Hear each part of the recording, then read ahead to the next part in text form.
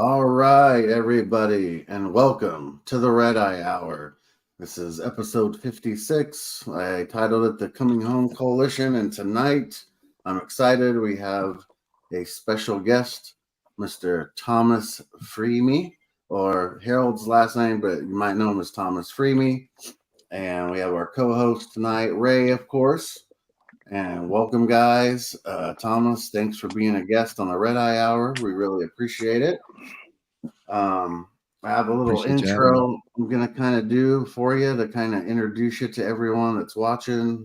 And then I'm going to kind of give you the floor and let you do your thing. Cool. So, yeah, this is episode 56 titled The Coming Home Coalition.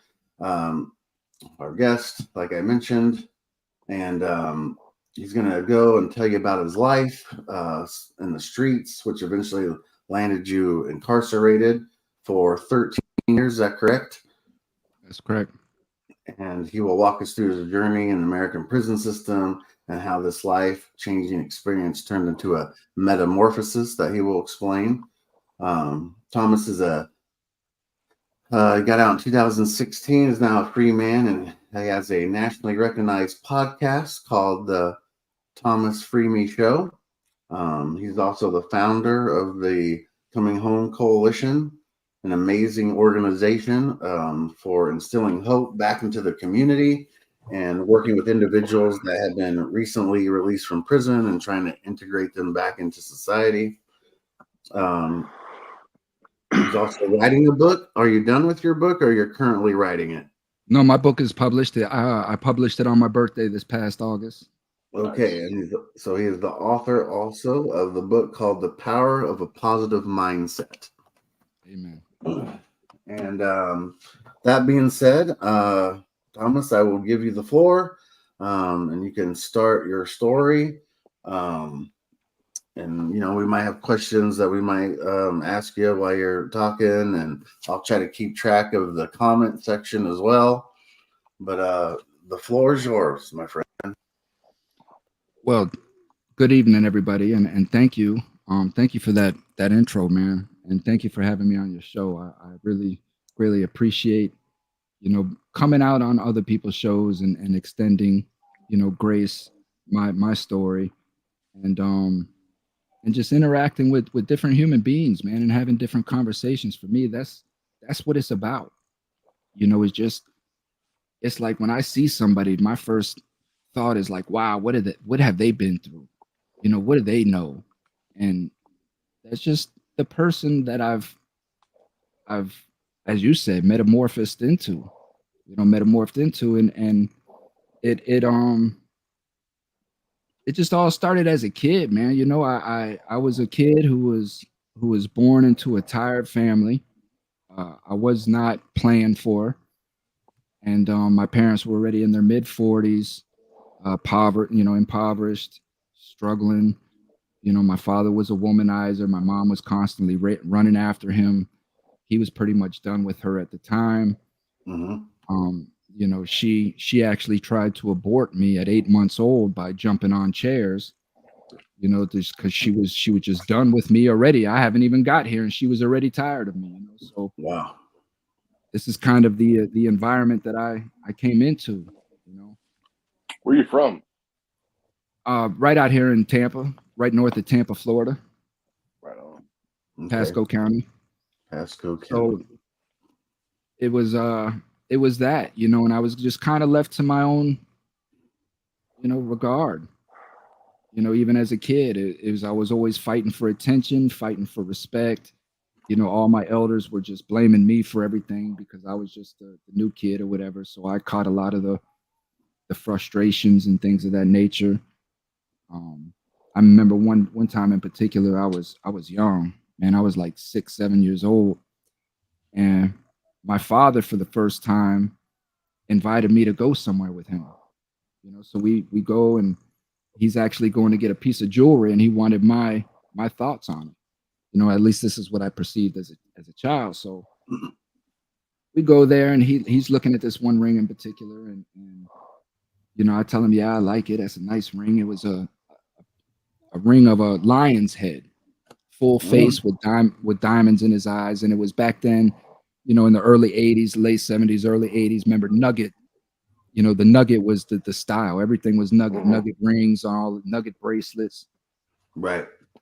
So it was a Nugget ring with a lion's head and diamonds in the eyes or whatnot. So, that's what he ended up purchasing. And wasn't too long after that, I remember coming home from school. Now, when I came home from school, I had already learned as a child to read the room, right? Because my father was a dominating man. He ran the house.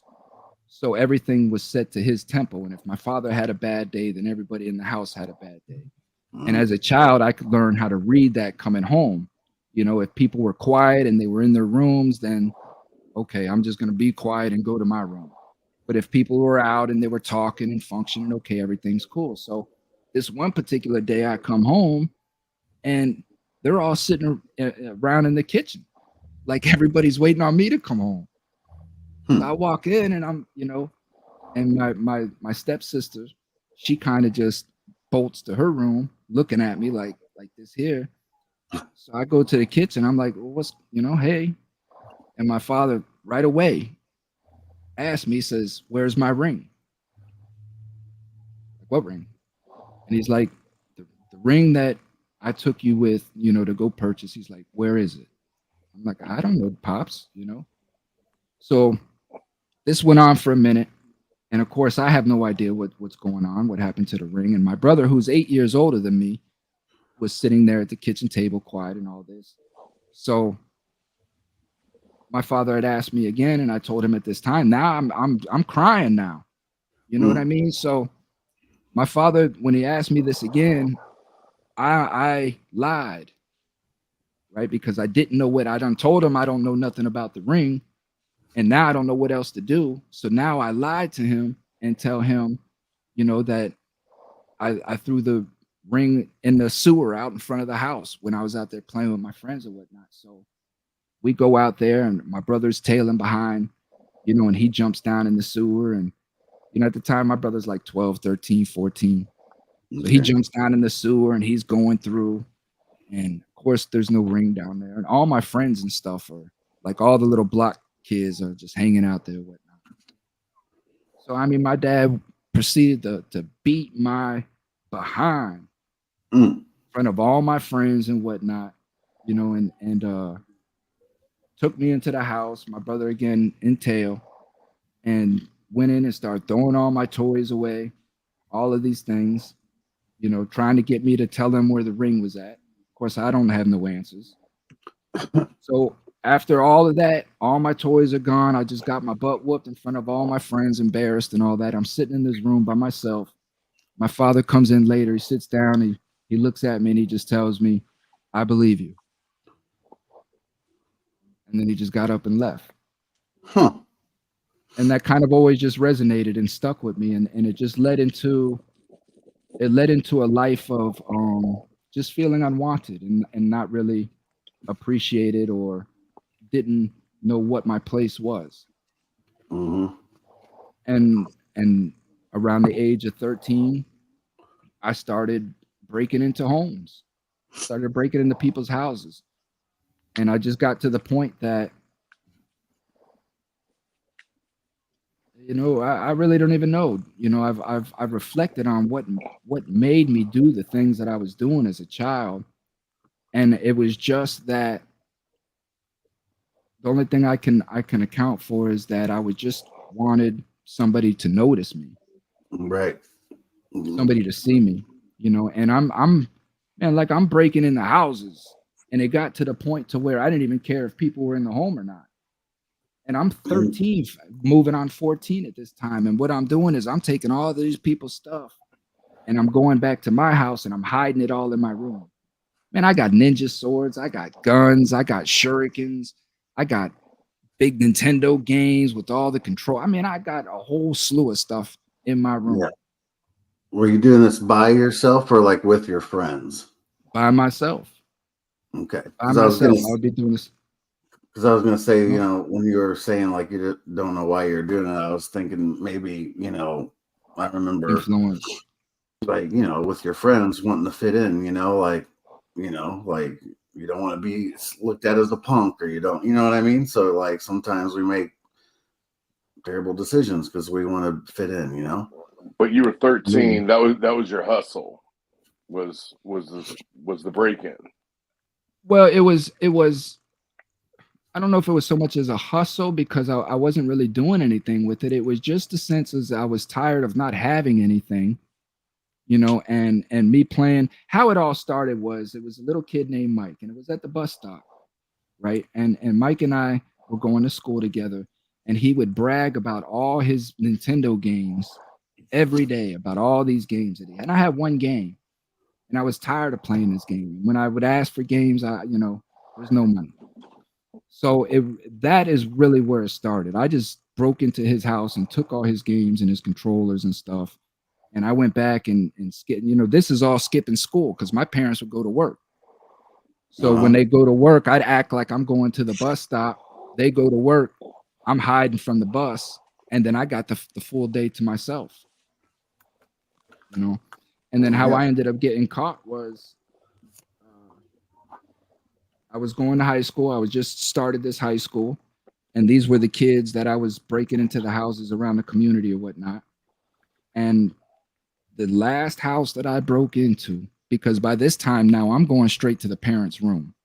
Okay. Right? I'm going straight to the parents' room and I'm going straight into their stuff. So I go into this parents' room and I open up their cabinet, and there's a big roll of money on the shelf, right? And I'm looking at it and I'm like, dang, that's the most money I've ever seen. It scared me.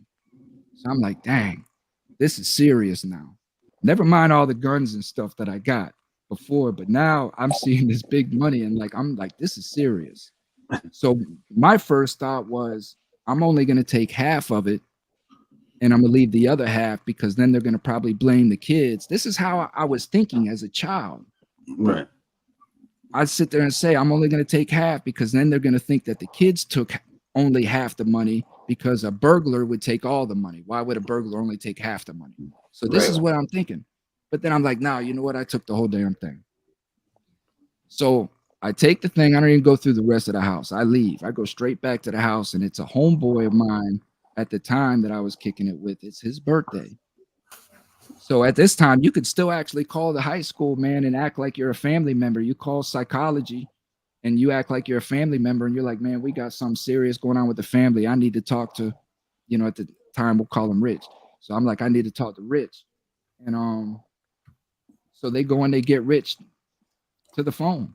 And he gets on the phone. It's second period. I tell him I'm coming to pick him up in a cab. We're going to the mall. So I go and I pick him up in a taxi cab from high school, and we go to the mall. And I give him half of what I had because it was his birthday. And we go through the mall, man. These two kids. Now, mind you, this is the middle of the day. This is school day, and we're like 14-year-old kids going through the mall with $100 bills. Yeah. Right? And this is a small town. It's not like it's a city. This is just a small little town. So, man, we're buying at the time the Air Maxes. These were the brand new Air Maxes that just came out, the first edition. I'm buying Air Maxes, Z Cavaricis. I'm buying these book bags with the little TV, a black and white TV in it. Man, we got Iowa Walkmans with a little TV. Man, we were decked out. and the next day I go to school like this was just my life. You know? Well, by third period, I'm getting called down to the office. School resource officers in there. And he's like, there's some kids in here who were talking about you came to school all flashy today and they've never seen you like this. And some of these kids have talked about their house being broken into and things of that nature. So he's like, when we pulled up your file, we see that you skipped school on the same days that these houses were broken into. So then he tells me, he's like, but don't say nothing because we got your father coming down here. So then I'm like, oh shit. Yeah. So now my father walks in, he sits down, he says, boy, he says, you better tell them everything you know, because if I find out you're lying, you know what it is. Yeah. And I told him right then, man, listen, I got all this stuff in my house. You can come get it, bring it back to the people. And from that point on, Jeremy, it just spiraled out of control. You know, they sent me to a boys' camp, Uh-huh. and that was ran by a ring of pedophiles. Uh, You know, and that was later uncovered after that. And from that point, I was tired of being at home. My parents were tired of me being at home. I mean, I'm stealing the car in the middle of the night. I'm doing crazy stuff, man. yeah. And at that point, I just got into running with the wrong people, man, you know, and started selling crack at 16, 17 years old. Were you still north of Tampa at that point when you got kicked out of your parents' house? Yeah. Yeah, I've always been in this town right here. Okay. I've Okay. always been in this little town, which is why I wanted to come back and build a nonprofit here, which we'll get into. Okay. But it was just knowing that, you know, I got into selling drugs. As we were talking about earlier about the NFL and the corporate, it was my only thought process was seeing what I was seeing on TV. That the only way that I would be able to get out of the situation that I was in was either becoming a pimp, you know, selling drugs, or becoming an athlete. And I wasn't an athlete. You know what I mean? So it was knowing that I only had several options. Yeah. And with drug life comes status, right? You Mm-hmm. can't sell drugs if you're some chump, you know, Right. because people just come take everything that you got. You can't call the police, but if they know they can just come in your house and take your stuff, that's what they're gonna do. Mm-hmm. So it's knowing that, yeah, I'm a drug dealer, but I got to maintain the fact that I'm one that you don't want to mess with. You don't want to come in my house. You don't Yeah. want to run up on me. And then, of course, with that comes crime, comes people calling the police on you, and then comes the record, and then just life spirals out of control, you know. And then I ended up going to state prison. I left state prison, and within 6 years, I was back in federal prison on a federal conspiracy to distribute 5 kilos or more of cocaine. I took it to When you went trial. when you went to state, what did you get locked up in state for?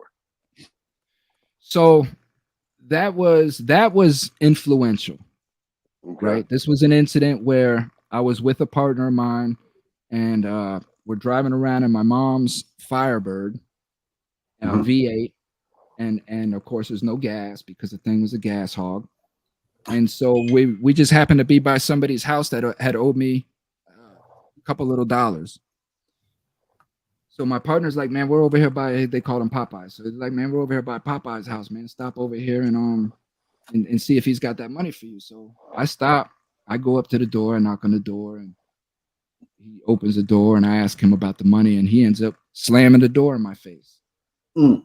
Now my homeboy in the car, he's like, oh man, you're gonna let that dude punk you out like that?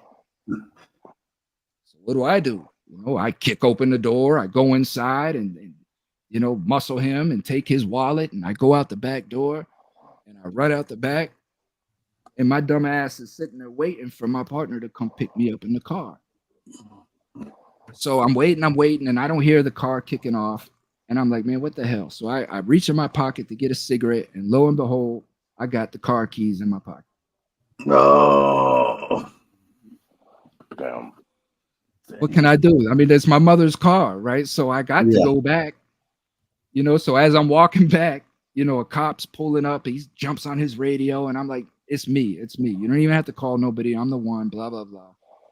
So they took me back over there. Him and his girl are out front putting on a show. They got the ambulance out there.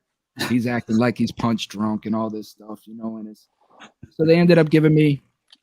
I pled out to that for 18 months, and I went to state at 19 years old. I went to state prison. What was the official charge? Burglary of an occupied dwelling is what I pled out to. They had me with home invasion at first, is what I was originally charged with. Yeah. You know, of course. Yeah. 20 we're gonna push for 25 years and all this stuff. Yeah. You know, so it was I ended up pleading out to the burglary of an occupied dwelling, and they gave me 18 months in the state for that. And that was an experience, man. Was that a felony or was that a misdemeanor? That's a felony. Okay. Yeah. Burglary of an occupied dwelling is a felony. And it does carry a pretty hefty sentence depending on the body of the crime, the nature of the crime. Now, if you just break in and you just steal a bicycle or something like that, no. But if you're breaking into people's houses and there are people in the home and things of that nature, then it can get to be pretty serious. Yeah. So you went to From state first, and then you ended up going to federal. So state prison just taught me how to be a criminal. It just taught me how to be a criminal, how to really perfect my game. And so yeah, I just got out of state. I met some contacts in state. We all got out around the same time. My homeboys that I grew up with were now pretty heavy in the dope game, and they got their own plugs doing their own thing. So it's like I walked into a haven. And there was about 30 or 40 of us that all grew up together, and all of us were pushing mass amounts of cocaine. And ultimately these were the individuals that got on the stand and pointed at me when it came to federal trial. Yeah. I did the 13 years there, and then that's where the transition began, because I went into some of the worst federal institutions in America. I didn't join no gangs. I walked alone. My whole life I've been alone. That's how I've always walked. And it's knowing that what got me through that was, one, my integrity as a man, my honesty. I'm not a boisterous type of person. I'm just serious. I've always been that way. Life has always been serious for me. So men always respect men, no matter where you're at. On a battlefield, in a foreign country, it doesn't matter. A man knows a man when he sees one, and there's always mutual respect for manhood. And that's just how it is in prison as well. But you said you've been in multiple federals. Did they move you around a lot? They did. So the federal system can move you anywhere in America. And so because I went to trial and I had so many co-defendants, of course, they all get to stay close to home by their families. They get all the perks. But because I had so many, especially that testified against me, my spots were kind of limited. So they sent me way up to North Florida, to Mariana, is where I started at. And they ended up turning that into a pedophile place. The feds are big on programs. And one thing that they're having an issue with is sex offenders. So they were getting such a large amount of sex offenders coming into the prison system, they had no place to put them. So they started designating whole spots for them. Like a whole prison just for sexual offenders? Just for sexual offenders. And then what it ended up occurring was, what I found out was that when an individual goes online and they search for you and say, so somebody goes online and they're searching for me, and it comes up that I'm at this institution. Well, when they go to that institution's website, the first thing that it's going to come up is that this is a sexual offender place. The DOC, because you can search anybody in DOC. Right. And the BOP. The BOP is federal, the Bureau of Prisons, and then the DOC is the Department of Prisons. Yeah, because, or Department of Jeremy, Corrections. When Will was locked up, I would check out, like how he was doing, because in the DOC, you can go in and see like what facility they're in, if they've been in any trouble, if there's been any movements, anything like that. So, but that I knew that was state level. I didn't know that federal had like a website where you could actually check those. Mm-hmm. Yep. And it would come up as a sexual offender place. And so once I found that out, I'm like, I got to get the hell out of here. So some promises were made to me by staff that they could get me down to Miami FCI. And of course, that didn't come into fruition. And I ended up going out to Texas. Oh. When I got shipped out to Texas, everything changed, because Texas is gangland. So it's knowing now I'm walking into a world that I've never been in per se, which is ran by gangs, Aryan brotherhoods, and that type of ideology. So it's me coming from Florida, being who I am, having an interracial child, interacting, catching the charges that I catch, the way that I talk, the way that I carry myself.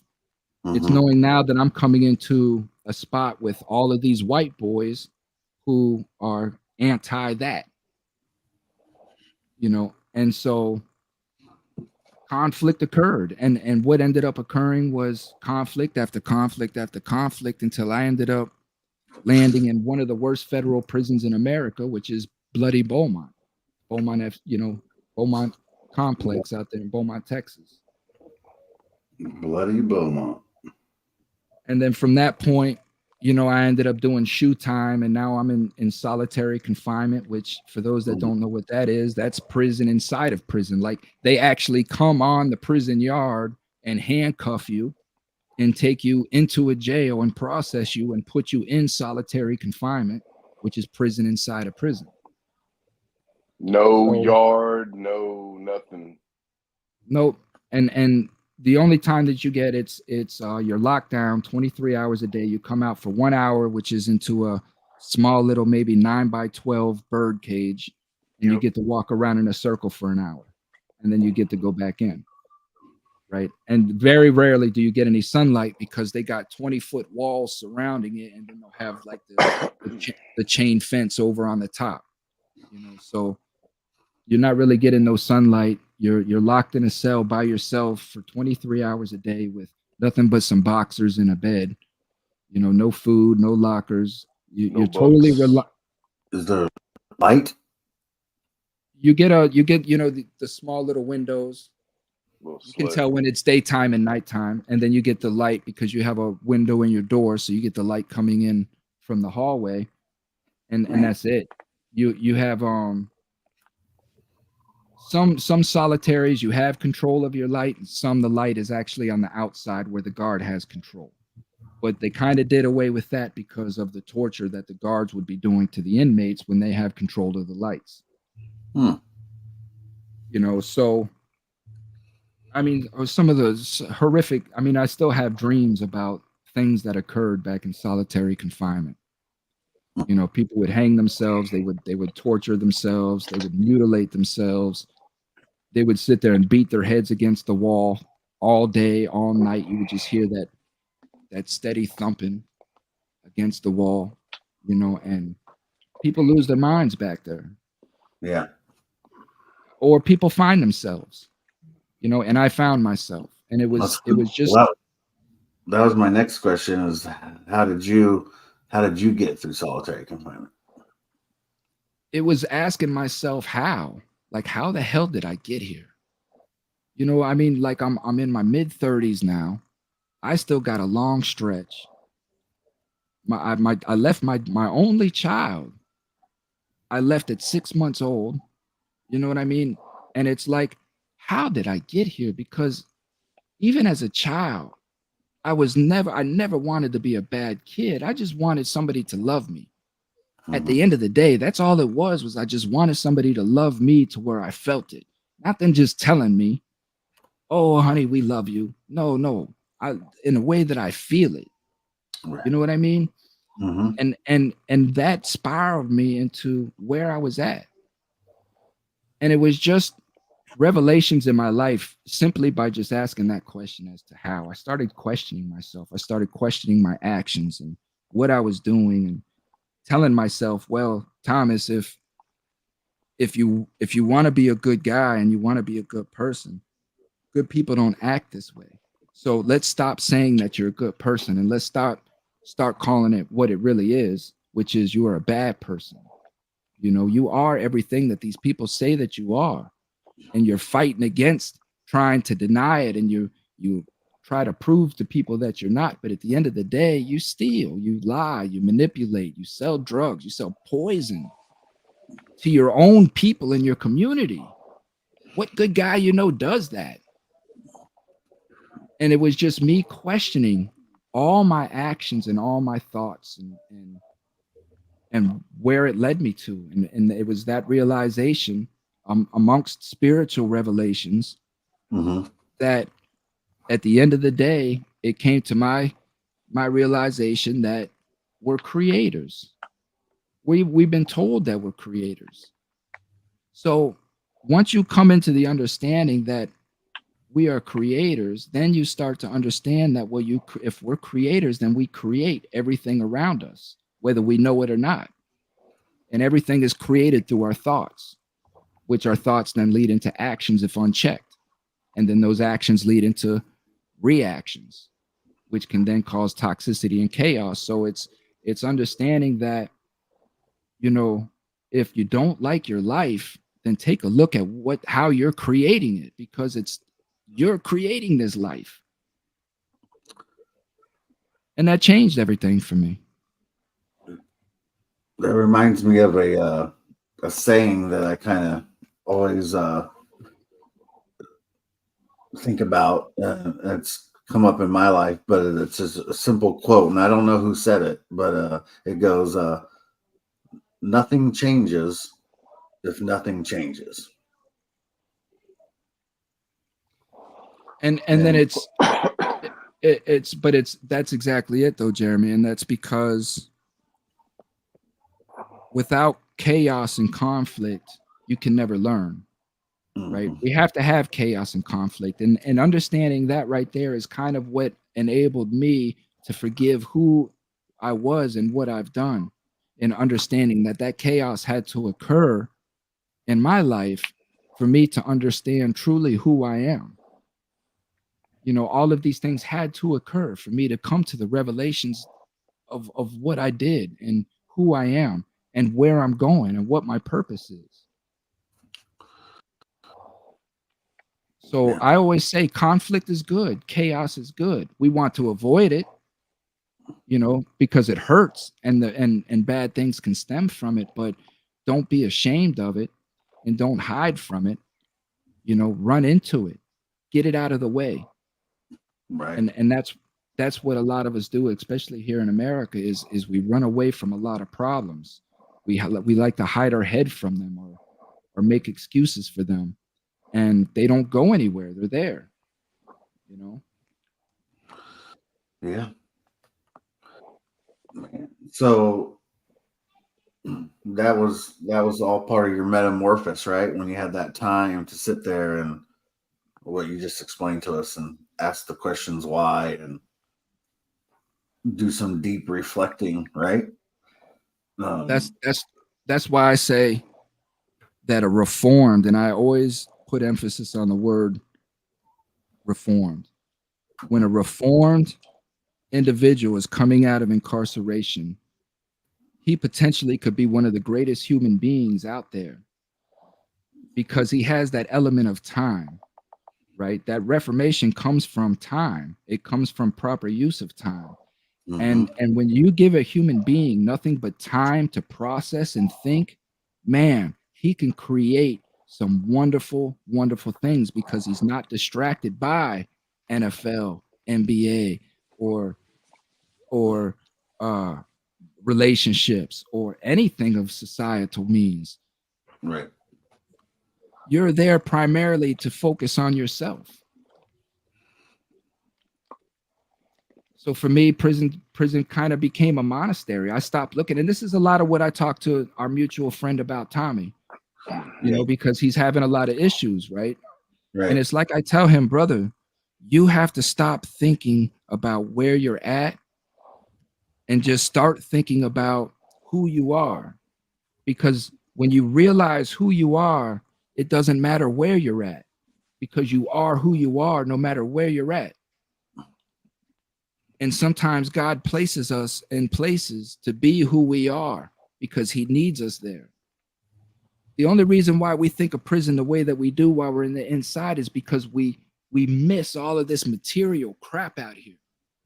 Mhm, You know, and we think that we're missing out on something, that we're being held from something, but really, honestly, this could be one of the greatest moments of your life because sometimes people pay millions of dollars to do exactly what prisoners are doing, and that's to escape reality, to get away from all the responsibilities and focus primarily on who they are and what they're doing with their life. right. So there's the punishment versus like rehabilitation, right? Because prison's supposed to rehabilitate people, but we know that the system is not good in the prison system. So like you were able to like self rehabilitate, but how's that really going with like, are they really pushing for rehabilitation, like staff and administration and people that are supposedly running the prisons? No No, way. no, Yeah. no. It's anything in life, man. You got to make the best of the what you're in. And that was You kind can of you a can short question. So, you can victimize yourself, or you can just make the best of it. But prison as a structure is not there to sway you either way. Prison has its own system, and that's to capitalize off mass incarceration, to make money off it. It's again, it's legalized slavery. Slavery never ended, and the 13th Amendment tells you that. The 13th Amendment specifically tells you that sure, all slavery has been abolished. However, if you're ever convicted of a crime, it hasn't been abolished. You're still privy to all rules of slavery, and it tells you that in the 13th Amendment. And not only that, but it does not go on to clarify when that ends, right? So it's knowing that once this occurred, yeah, sure, they let all the slaves go, but all they did was create Jim Crow laws to go back and arrest these people and put them right back on the same plantations. But now they're not calling them slaves, they're calling them wards of the state. And for the public, that's easier for them to swallow. Yeah, we don't want slaves, but criminals, that's okay. You can do what you want with the criminals. And then that whole premise is what we have today. That whole prison structure, that's what that prison structure was built for, was to put them slaves back on the plantation. And all we did was just build out from there. It's understanding why cops are cops. It's understanding how that even came to be. It's understanding that they deputized and martialized Klansmen to go around and round up these slaves. And that's where your police came from. And it's just spawned from a bad seed. So this is why I say that there are no good cops. And I know a lot of people take offense to that. But again, it's not that I'm talking about the human being that becomes a cop. I'm not talking about Larry that you have cookouts with, and you know that Larry's a good guy. But what you don't know is what Larry is doing when he's on the force, whether he's turning a blind eye to corruption or he's not upholding his oath. Why? Because it's a bad system. You cannot have good inside of bad, right? You can't. It's oil and water. Good and bad don't mesh. The good, once it sees the bad, says, I don't want no part of that. So there is no meshing. And our police is a bad system. It's a corrupt system. So this is why I say there are no good cops, because of what that good human being has to do when they get into certain situations to protect their brotherhood. But at the end of the day, me as a very intelligent human being who's lived 49 years coming up and is experienced enough to know now to look down the road versus what's right in front of me, it's knowing the system that we're in is designed to incarcerate us.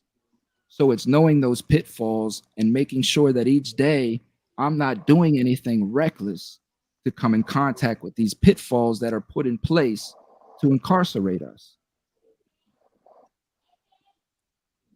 And as a convicted felon, it's even harder. Right. You're limited. Sure, because that's the scarlet letter. And the reason for that is because I am a slave. I have been enslaved, and there's no coming out of that. The Constitution does not state when that slavery ends. Doesn't say when you finish your sentence, the slavery ends. It just says that once you've been convicted of a crime, all rules of slavery apply to you. Right. Because in the system's eyes, now you're an ex-convict, forever. And which in their terms, in the elitist status, I don't have first-class citizenship anymore. I've lost my first-class citizenship. And you can't vote. You can't own a firearm. You can't get funding. Well, you can vote. You can vote, and I can apply eventually to get a firearm, but it's all a process. And see, the thing of it is, the whole purpose behind that is that, yeah, you've been convicted of a crime, and now we get to determine whether you can vote or not. We get to determine whether you can get a gun or not. So everything is a process that goes through the courts, and they make the determination whether they approve or disapprove of my rights. Voting rights you get back. The voting rights you get back, you have to apply for after a certain amount of time. You have to be done with all of your sentence, whether it's probation, restitution. You can't have one penny owed anywhere. You have to be done with everything. And then in some states require, some are instant, some are 3 years, some are 7 years, and I believe very few are like 10 years you have to go before you can apply to get them back. And it was always like that. It's always been like that. You could get your voting privileges back. No, at some point, and I'm not too knowledge on that, but at some point, I believe that you could not vote once you got out. And it was all of this in the last 10 years. The criminal justice system has definitely shifted because they knew that they had it. I mean, we got almost 3 million people incarcerated. And how many more people are we going to incarcerate? Second place in the world is China. And they only have 10% of what we have incarcerated, and they got almost 3 billion people. Right. So it's knowing that we're calling ourselves the land of the free, but we have more people incarcerated probably than anywhere in the universe. Yeah. You know, we're warehousing human beings for a sole purpose. So it's understanding one or two things. Either it's mass incarceration and we're warehousing human beings for a purpose, or America is just harboring some of the evilest people on earth. We go that. Which this time I probably couldn't argue that. I mean, America is racing it's narcissism. You know, America is status first. Me. But so all of that really led into, Jeremy, my whole transition into understanding who the government was. Right. Seeing now that I wasn't the anti-government person, you know, I wasn't the one out sticking it to the man, but what I was actually doing was doing exactly what the government wanted me to do, right? Which was sell poison to my people and to do all of these things so that I can keep the system running and operating the way that it does. Right. And so I just got a new respect for my American citizens and for my fellow man. And I gained a new respect for my neighbor, solely because God told me to. You know, God instructed me to that these are his children. We're all his children. You know, and I have no right to treat his children any differently than how I want to be treated. You know, and it was just these metamorphoses into understanding truly the Bible, truly the spirit, separating that from religion and understanding what the true spirit is about.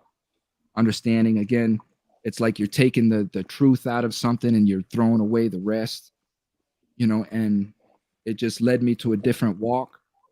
I came home in 2016 and just started my nonprofit, building my nonprofit out. I wanted to give back to the very community that I was here hurting. A lot of people get out of incarceration and they go to a town where nobody knows who they are. And then that's where they want to build their nonprofit at. And there's nothing wrong with that at all, you know. However, for me, it just doesn't make sense. I want to help the people that I hurt directly, you know, and my child grew up here. My parents still live here. I still have family in this town, you know, and I don't want people to hear about the great things I'm doing and way over here. I want them to see me doing it here in this community. But of course comes opposition with that because of my background.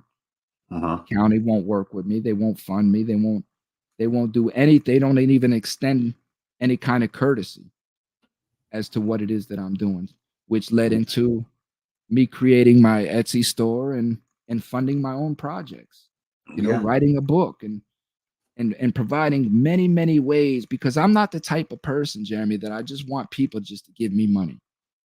Right. I'm just not that person. I've always been a hustler.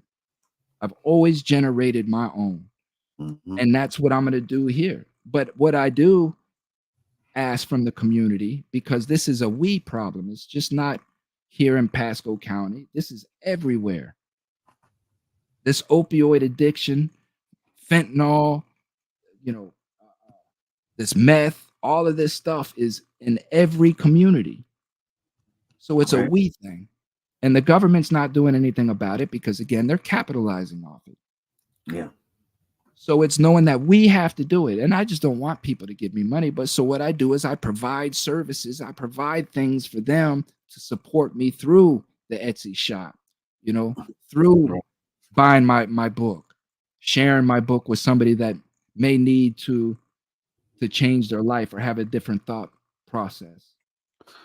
In your book,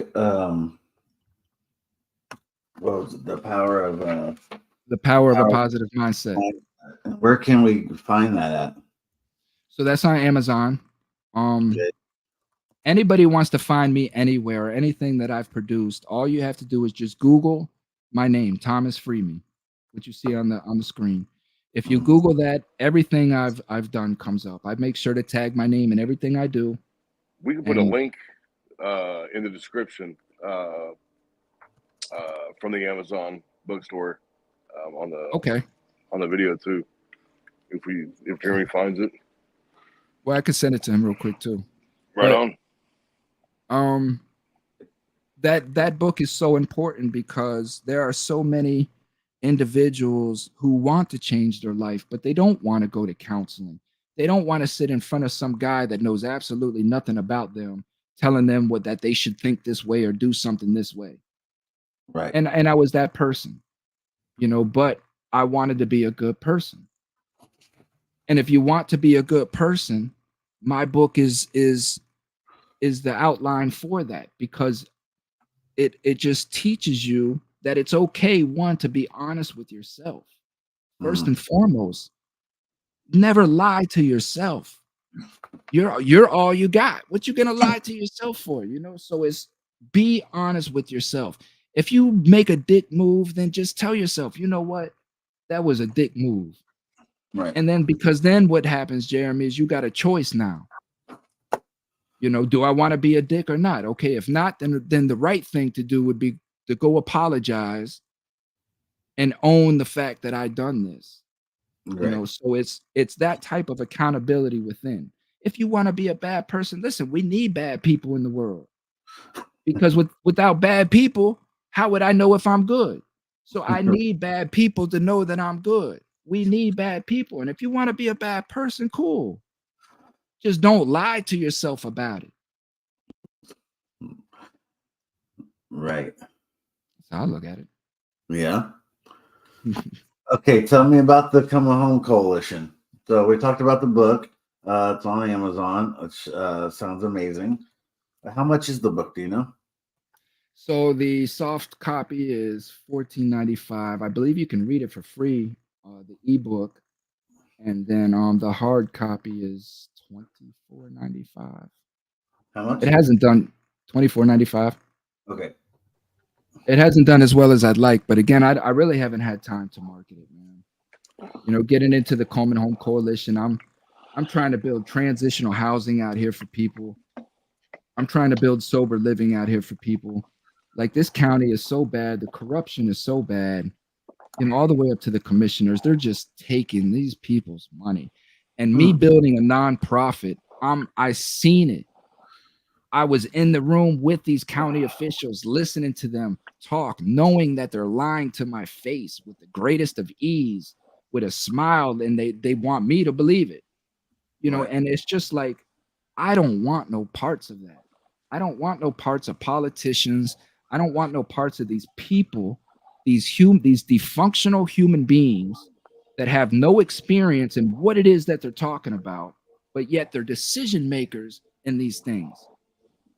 And that's what I'm sitting there saying. How can you sit here and tell me about homelessness when you don't even go into the woods and see these people? And I'm in the woods every day with them, bringing them Narcan, bringing them water, bringing them clothes, trying to get them to detox, trying to get them to change their life.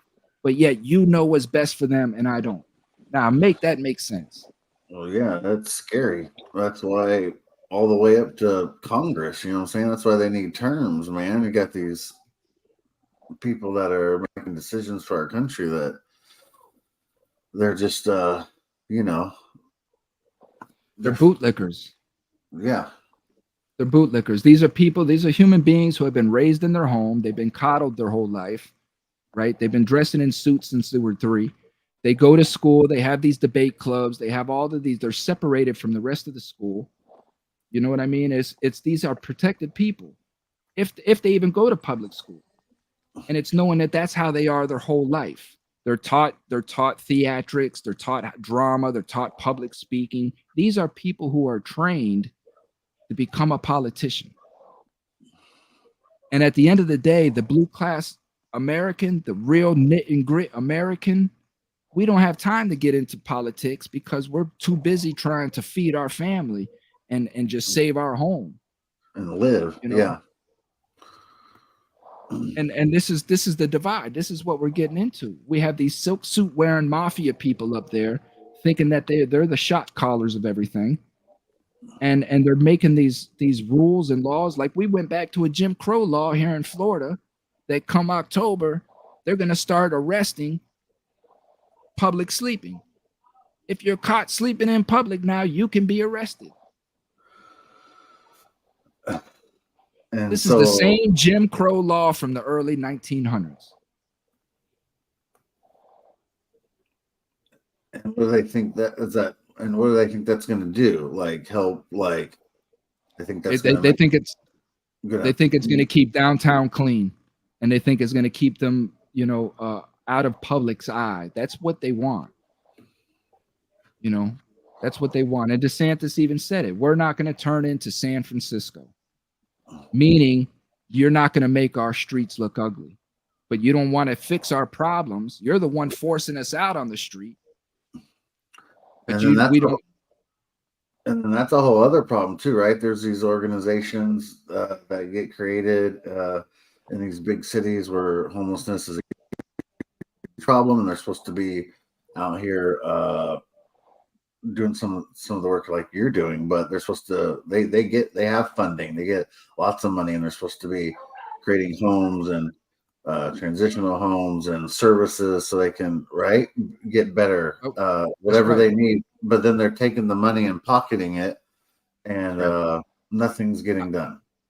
Building my nonprofit, and this is the God's honest truth, and this is between me and God. God knows it's the God honest truth. Since building my nonprofit, Jeremy, I have been around more disgusting human beings, vile human beings, crooked human beings, criminal human beings than I have been the whole time I've ever been incarcerated. These individuals who get into this nonprofit world are sick and disgusting. And they're really what it is are people, they just don't want to work. They don't want to do anything, and they just want to be given free things. This is, again, why I don't want people just to give me money. I work for mine. I hustle for mine. Right. But you get these people in there, and all they don't want to do anything. So, for example, what a lot of people don't know is the lawsuit settlement against all your major pharmaceutical companies in excess of something like $30 billion. And all of that money was distributed to the states that were hardest impacted by the opioid epidemic, right? Because in the early 2000s, you had all these pharmaceutical companies and these doctors that were pill mills. They were addicting half of America because all of this was a plan. So now that half of America is now addicted, right? Now there was the outcry that came with the movies. There was, public attention brought to it. So they had to create something to give back to the community. So they created this opioid fund, the lawsuit, and all this money went to all these different states. Well, here in Florida, Pasco County is one of the hardest hit counties in the nation, right? not the state, but the nation. So it's knowing that a large amount of money is being directly funneled right here into this county. Now, this past year was the first year of this disbursement, and they gave out $9 million solely for quote unquote grassroots organizations that are working within the opioid field. So, hey, this is what I'm doing. And I'm a grassroots organization. You can't get more grassroots than me. It's just me. Right. So I applied for it. I came with a full plan. The county, I sat in front of the how they got me out was the her name is Kathy Pearson. She is the county building person. Like she has say over all of the county and when it comes to building and projects and such. So she calls me into a meeting and she brings in the opioid task force person who's handling all the money. I don't know this at the time. I'm green. I'm thinking like, okay, cool. I got ears now. I got somebody big in the county that wants to hear my plan, but they're setting me up. So now when it comes time to vote on the proposals, all the meetings that these people were calling me to hear my proposal, to hear my plans, they're all raising their hand now saying, oh, well, we can't vote because we heard his plan. So why did you hear my plan then if you knew that you couldn't vote against me? So that's how they clipped me out. Now, what they ended up doing with this $9 million is the largest chunk of that $9 million went to a hospital called Baycare out here. Okay. Again, grassroots organizations, right? So I don't know how a hospital is a grassroots organization, but a large portion of that money went to a hospital. Another large portion of it went to these two guys that claimed that they had this podcast, that they're podcasting all over the nation and helping all these people and all of this stuff. They don't do nothing. Like nobody's never even heard of these people. And then as soon as they get the money, as soon as they get awarded for the money, one of the two goes and buys a brand new Hellcat. Right? So it's knowing that. And then it comes to find out that when the money goes to get dispersed, they don't even have the proper paperwork filed to have the money. So it's like these commissioners are just giving the money to whoever they want to give the money to keep it all ancestral, to keep it all within their family. So once I saw that, I'm like, you know what, man, I don't need your stuff. The only reason why I was even in this room is because I thought y'all really wanted to help these people. I'm here for God. I'm not here for money. You know what I mean? Yeah. And from that point, I've just been on my own. I've just been on my own, trying to do my own thing. And it's ugly out there, man. People, American citizens have no idea how much money their counties are stealing from them. No, but I'm not surprised. Look how much money we generate. We should have streets of gold. Our airports should be made of gold. Like we should have the money that how do we generate so much? We're sending trillions of dollars to other countries who have a much better lifestyle than we do. Yeah. And we don't even know it because the news tells us that these places are ran down and desolate and all this stuff. But in reality, then people are living like kings over there. Come on, man. They are in some places. Yeah, I mean, there's so much work that needs to be done here, man. I mean, infrastructure to the school system, to the prison system, to the everything. Dude, taxes. Man. You know what I've concluded, man? Yeah. That America is the slave ship, right? And what we're not privy to as American citizens is that we are maybe kind of like in a Versailles Treaty, in a sense, right? And how I see that is because what really happened was our forefathers left Britain. They escaped Britain. They Right. escaped democracy.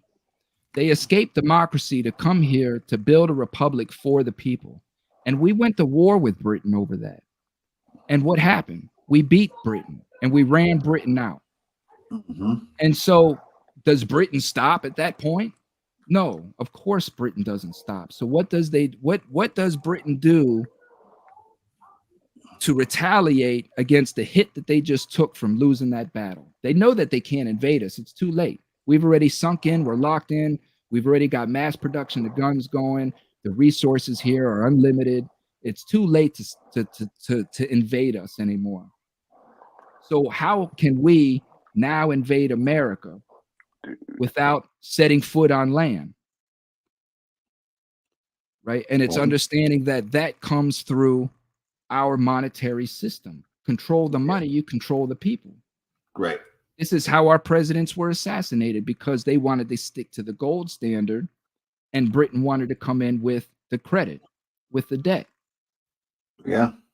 So they killed our presidents until finally you had Woodrow Wilson, who signed in centralized banking.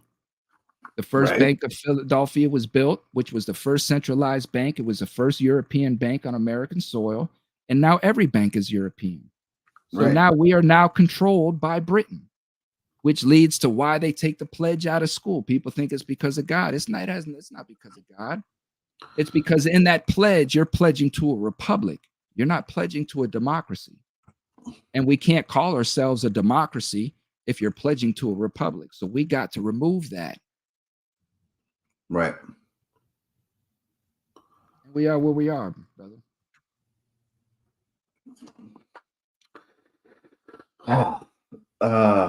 Proud of you, man, for all the work that you've done since you got to come home in 2016. It's very honorable, very respectful. I know you've made a difference in a lot of people's lives, and probably more than you even realize. I worked in social services. That's what I did. I went to school and got a degree in sociology with a minor in criminology, and then later went and got a master's in healthcare administration. But I mainly worked in social services. So, I ran counseling departments. I worked at crisis centers. I was a case manager. I've worked in public housing. Like, I did all that kind of stuff. And it's rewarding work. And it's, there's some great moments that I had in it. And I've saved people's lives literally and things like that. And that's all wonderful, but it is, it'll suck the soul out of you though, man, Absolutely, it will. And, I always liken it to John Coffey. yeah, Sucking all the black stuff out of people, but he's bringing that internal, and then he has to find a way to expel it, but it gets harder and harder. Yeah, it does. And, you see a lot of things that, you don't forget, like, or not necessarily even seen, but like, like in the counseling department, kids that, committed suicide or attempted, or at the CSU, and you get your life threatened literally, like someone tell you that they're going to murder you, like crazy stuff like that,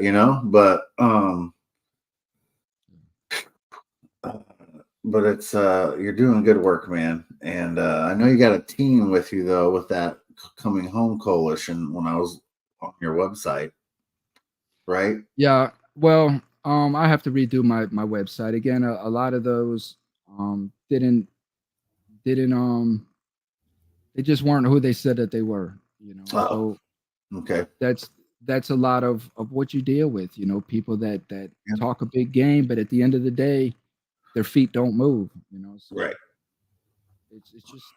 it's an everyday struggle, man. But I'm for me, it's just whoever God sends to me each day. I work with a lot of the kids, I work with families, I work with whoever just needs inspiration, a little bit of hope. You said it at the top, is just instilling a little bit of hope into our communities, which is vague anymore. Yeah. It is. But I can talk on this stuff all night, man. I took your show hostage tonight, man. No, that's okay. I wanted you to kind of take it hostage because I wanted you to share your story. So, you know, I appreciate it. I appreciate the comments too. oh yeah. And so your book's on Amazon, The Power of Positive Mindset, and that's under your last name. Pronounce it for me. Your Thomas real FreeMe. My real name is Thomas Harold. So Harold. that's my Is everyday, your book under Harold Thomas Harold? it's under Thomas Freeman. It's So under Thomas. Okay. Okay. the whole premise of Thomas Freeman was that when you are ready to leave that old identity, create you a new one, but you only get one shot. Okay. Create you a new identity and reside within that identity, Yeah. We'll see. Great show, man. Thank you for having me on the show. Yeah, no problem, man. I'm glad you got to came on. I'm glad we got to make it all come together and everything. And I want to thank everybody that did tune in, and also thank you for the people that watch it after the fact, because I have a lot of people that do watch it later on too. So very awesome. I'll jump back on. Now that we got the introduction out of the way, next time I come on, we can just kick it and just trip out.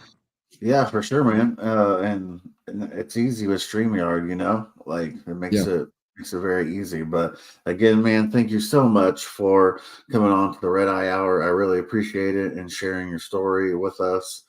It was great, man. A lot of great information in there, man.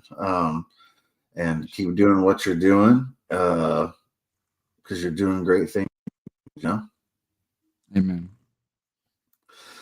All right, man.